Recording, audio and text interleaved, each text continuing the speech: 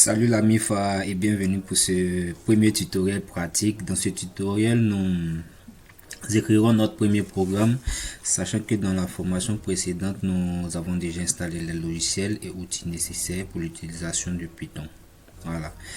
Ça sera un petit programme simple, mais il nous permettra de comprendre comment nous allons fonctionner comme pythonistes tout au long de cette formation.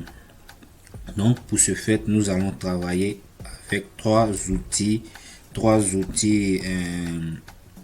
nécessaires. Le premier outil, c'est l'invite de commande. L'invite de commande, ici, noté avec la partie noire. Voilà, l'interface toute noire. Les gens n'apprécient pas trop cette interface, mais qui fait quand même cool comme informaticien de haut niveau. Voilà, et le deuxième outil s'appelle IDL. Voilà, l'IDL Python, le voilà ici, qui est l'application outil installée lors du logiciel Python. Et le dernier c'est PyCharm. Voilà, PyCharm qui est un IDE qui nous permet de programmer en Python et qui nous permettra nous utiliserons tout au long de notre formation. Voilà, donc nous allons commencer par l'invite de commande. Au lieu de taper invite de commande, vous pouvez taper simplement cmd. Voilà, c'est la même truc, c'est la même manière d'avoir accès à l'outil. C'est invite de commande. On obtient donc cette interface en tapant CMD, et lorsqu'on finit de taper CMD, il nous envoie sur cet écran. Voilà, cet écran, cette interface noire. Ok, donc sur cette interface noire, on veut programmer en langage Python. Donc on écrit tout simplement Py ici. Voilà, on vient ici Python, tout simplement Python. Voilà. Et lorsqu'on finit de taper Python, nous regardons juste en haut ici. Il nous donne la version de Python installée sur notre machine actuellement. Et juste en dessous, il y a un ensemble d'instructions. Ici, help, credit, licence et autres. Donc, ce sont des commandes. Si vous tapez, par exemple, si vous tapez help, il va vous donner l'ensemble des commandes que vous pouvez taper sur, dans le langage Python, au cas où vous ne savez pas comment utiliser le logiciel en quelque sorte. Voilà, donc c'est un peu ça. Donc ensuite, en regardant ici, nous avons les trois signes strictement supérieurs ici qui nous permettent, qui nous indiquent en quelque sorte, l'ordinateur nous indique sinon l'application est prête à recevoir votre code ou votre instruction. Donc pour écrire notre premier programme, nous allons donc écrire print, voilà. Le premier programme en Python est le premier programme classique de tous les langages de programmation. Voilà, qui est hello, le fameux hello, et je vais en venir, hello world. Voilà. Donc lorsqu'on finit de taper le hello world, on tape entrée. Voilà, nous voyons parfaitement que il nous transcrit ce que nous avons écrit ici. Bon, j'explique un peu.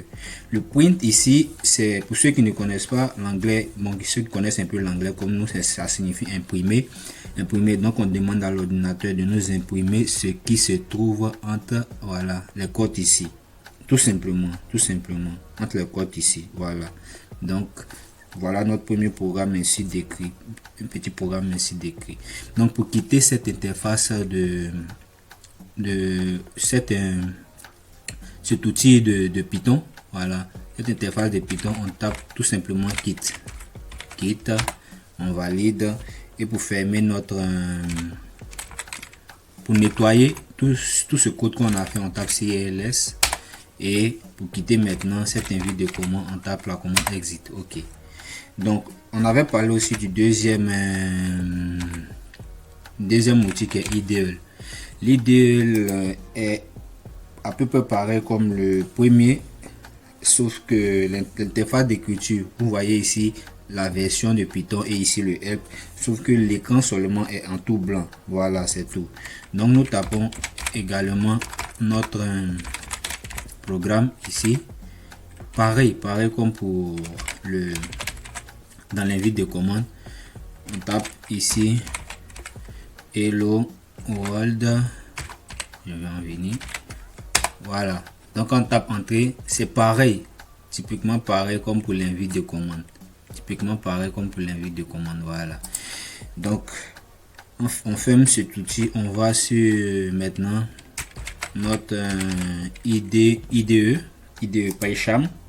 Voilà, on lance Pygame maintenant, qui est notre IDE qui nous permettra de travailler tout au long de ce tutoriel, sinon cette formation en quelque sorte. Voilà, donc on attend que le logiciel charge toutes les données. Nous voyons l'interface ici est vraiment attractive. Il nous permet de travailler comme il se doit et simplement avec cet outil.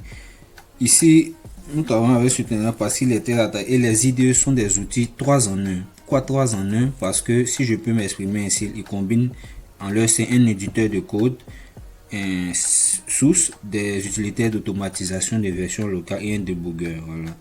Donc, on tape pareil notre fonction, notre programme, voilà, et le world. Et si on veut, on peut taper aussi un deuxième autre programme. Voilà, ce qui est intéressant ici, lorsque tu tapes tu commences à entrer une fonction, il te fait sortir directement pour que tu puisses aller plus vite. Voilà, bonjour les amis par exemple. Voilà, les amis. Ok, donc pour valider ici ce que on vient de créer, voilà, on fait tout simplement run et run. On cherche maintenant ici.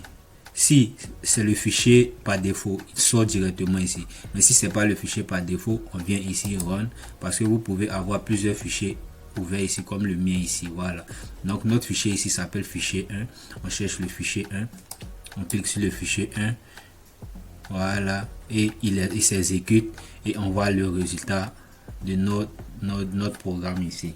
Voilà, donc voilà, félicitations, vous avez réussi à créer votre premier programme en Python. Il est clair que c'est quelque chose de très simple pour le moment. Voilà, pour le moment, mais ça nous a aidé déjà à bien connaître l'environnement sur lequel on va travailler ici tout au long de notre formation, qui est l'IDE Pygame, qui nous permettra de créer des programmes Python et résoudre des problèmes en programmation en apprenant facilement. Donc, je vous remercie pour cette vidéo et au prochain chapitre qui concernera les variables en Python.